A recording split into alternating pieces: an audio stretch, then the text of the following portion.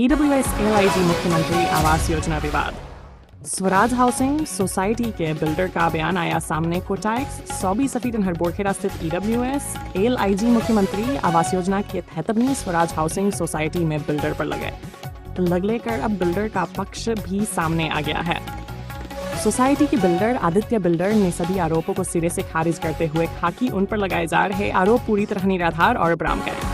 Builder Aditya ने कहा कि सोसाइटी में किसी भी तरह की अवैध जीएसटी वसूली या अतिरिक्त राशि लेने का आरोप गलत है।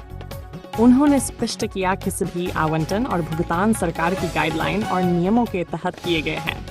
बिल्डर का कहना है कि जिन लोगों द्वारा आरोप लगाए जा रहे हैं वे तथ्यों को तोड़ मरोड़ कर पेश कर रहे हैं और मामले में किसी भी तरह की अनियमितता नहीं हुई है।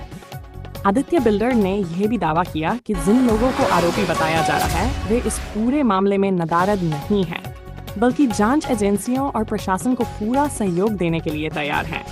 उन्होंने कहा कि यदि प्रशासन या संबंधित विभाग जांच करता है तो सभी दस्तावेज और रिकॉर्ड प्रस्तुत किए जाएंगे। फिलहाल स्वराज हाउसिंग सोसाइटी को लेकर लगाए गए आरोप और बिल्डर के इस बयान के बाद मामला और गर्मा गया है। अब सबकी नजर प्रशासन की जांच और आगे की कार्रवाई पर। हाँ आदित्य जी, मैं आपको फोन लाइन से जोड़ रही हूँ और आपके ऊपर जिस तरह से स्वराज हाउसिंग सोसाइटी में आरोप लगाए गए हैं कि आपने जीएसटी उनसे ज्यादा लिए 8%, बल्कि 1% थी जी, इस पे आपका क्या कहना है? मैम, मेरा ये कहना है कि जो लोग एलिगेशन लगा रहे हैं ऐसा, आप उनके रजिस्ट्री देख लो, उनके अलॉटमेंट लेटर देख लो, उसके अंदर 8% लिखा हुआ है तो 8% है। और जिस टाइम फिर बाद में जब भारत सरकार ने चेंज करा था 3 साल बाद, तो उसके बाद जो भी अलॉटमेंट हुए हैं हमने 1% नियमानुसार 1% उनसे चार्ज किया है। ठीक है। दूसरा, आपके जो अधूरी लिफ्ट का काम अधूरा पड़ा है और आपके पास आपने सीसी ले लिया है, इसको लेकर आपका क्या कहना है?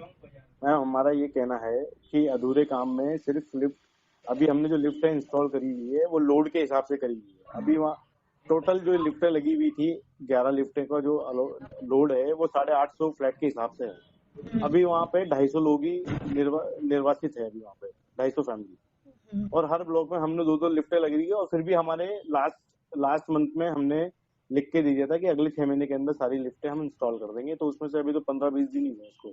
हमने अगस्त तक का टाइम दिया हुआ, सारी लिफ्ट इंस्टॉल करके उनको दे दी जाएगी। आपने उनकी पैकिंग भी नहीं कर रखी है, लिफ्टों में बच्चे गिर रहे हैं। मैम, अभी तक तो कोई ऐसा हादसा हुआ अभी नहीं। परसों ही हादसा हुआ है आपकी कॉलोनी में। मैम, इसके बारे में और उनको लेफ्ट की पैकिंग भी कराई थी हमने। सारे पूरी लिफ्टें खुली पड़ी हैं। आप ए ब्लॉक में चले जाइए, बी में चले जाइए, सी में चले जाइए। वहाँ के लोग जो है उन लोगों ने खोल दिया होगा, और अगर ऐसा कोई है तो उसको दोबारा पैकिंग करवा देंगे हम। और अब तो काम चालू होने वाला है, विद इन 6 मंथ 7 मंथ में सारी लिफ्टें लग जाएगी।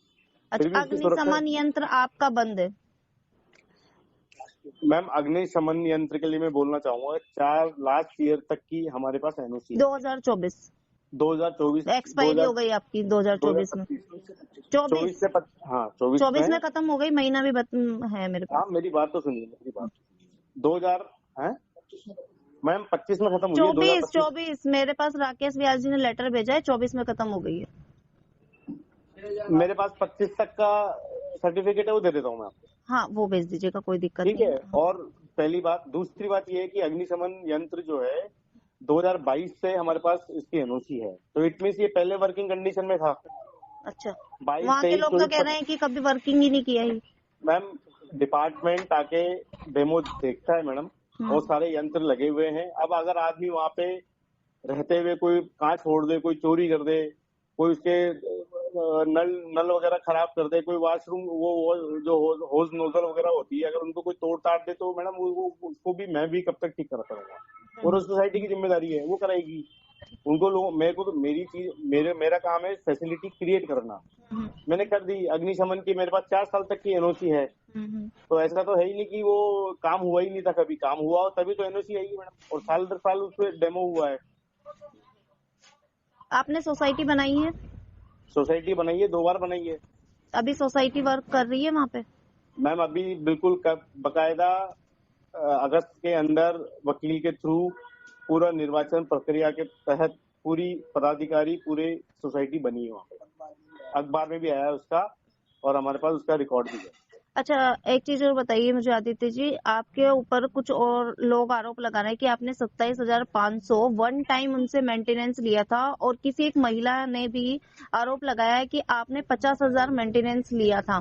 तो क्या कुछ कहना है इसको लेकर आपका? मैम आज जिस महिला ने लगाया है कि 50,000 रुपए मेंटेनेंस लिया है, वन टाइम। तो उन्होंने वन टाइम, तो उनको उनके पास रसीद होगी, तो वो रसीद पेश करवा दीजिए, बता दीजिए। और और दूसरी बात, 27,500 का? 27, हाँ वो बता देता हूँ।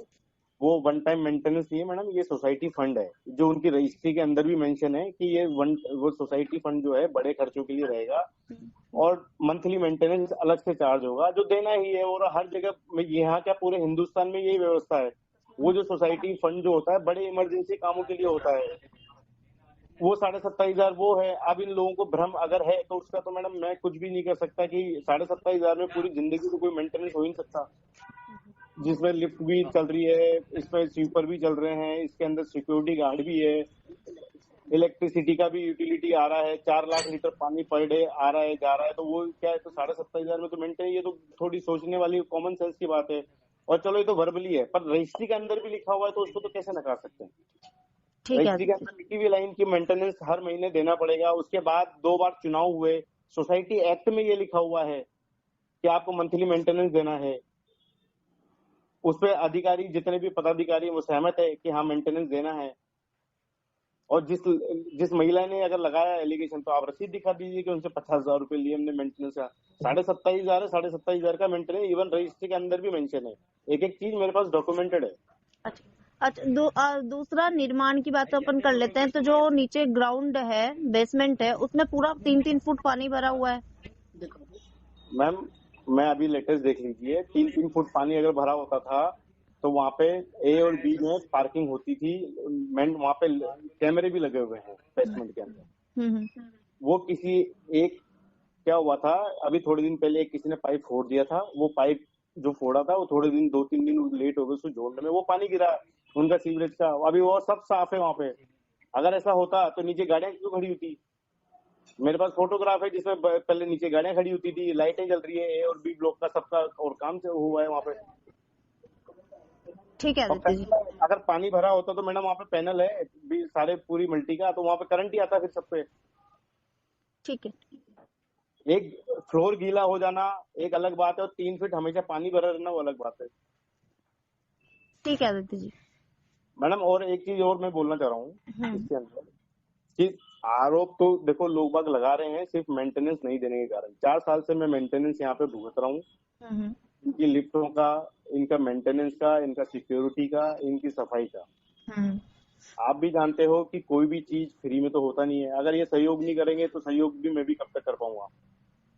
जी बिल्कुल। और कई लोगों ने फर्जी LIG और EWS के सर्टिफिकेट लेके भारत सरकार को लगभग 22 करोड़ की चपत लगाई है इन्होंने। ये सब बिल्डर ही है क्या?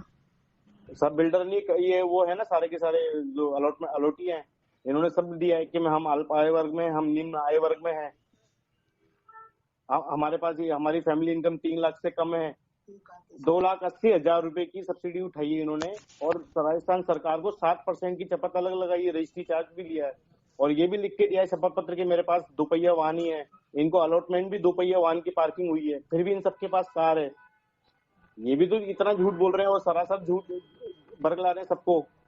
और मेरी बिल्डिंग का जो स्ट्रक्चर है वो 2 व्हीलर पार्किंग के हिसाब से है। आज ये आपकी जो बिल्डिंग का नक्शा आपने जो दिखाया था और जो बिल्डिंग बनी है उसका सेम नक्शा है क्या? यस सेम नक्शा है मैम, बिल्कुल एक एक चीज है मैम। रेरा वाले आर्किटेक्ट सब देख के गए हैं, लोगों ने जो फर्जीवाड़े करे, मैं अभी उनकी भी लिस्ट भेजूंगा भारत सरकार को। ठीक है और आदित्य जी। कार होल्डर भी है मैडम। यहाँ पे हमारी बात ये भी माननी है कि मेंटेनेंस जब आम सहमति बनी थी कि हर महीने 600-700 रुपए हम सब लोग देंगे, तो वो क्यों नहीं देना चाह रहे? वो नहीं, ये इसमें से कुछ लोग हैं जो देना नहीं चाहते और नहीं देने के चक्कर में उलझुल हरकतें करते हैं। और उलझुल अभी आप छत पे भी सब लोग चले जाते हैं, वहाँ पे हमने 2 बार ताले लगवा दिए, ताले तोड़ के खुद ही चले जाते हैं, कपड़े सुखाते हैं। ऊपर की अगर मेंटेनेंस आएगी तो मेरी जिम्मेदारी थोड़ी है। आपके जो फ्लैट बिके नहीं हैं और उनके गेट खुले हुए हैं, वहाँ पे दारू की बोतलें हैं, बहुत गंदगी हो रही है, वो किसको आपने हैंड ओवर कर रखे हैं?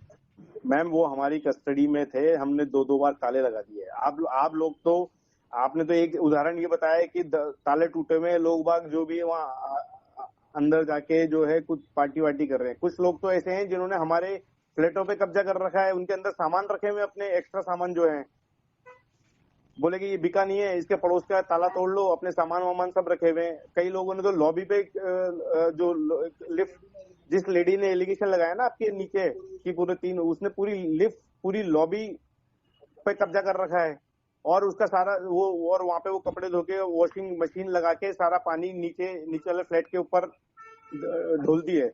और उनको बोलते हैं तो बोलते हैं कि ये तो मेरी, मैं करूंगी, और अगर आप मेरे पे रोकोगे तो मैं पुलिस में जाऊंगी, ये जाऊंगी, जबकि उनकी रजिस्ट्री सिर्फ फ्लैट की हुई है। लॉबी की तो लॉबी पे अधिकार तो सारे लोगों का है, वो तो अतिक्रमण कर रही है।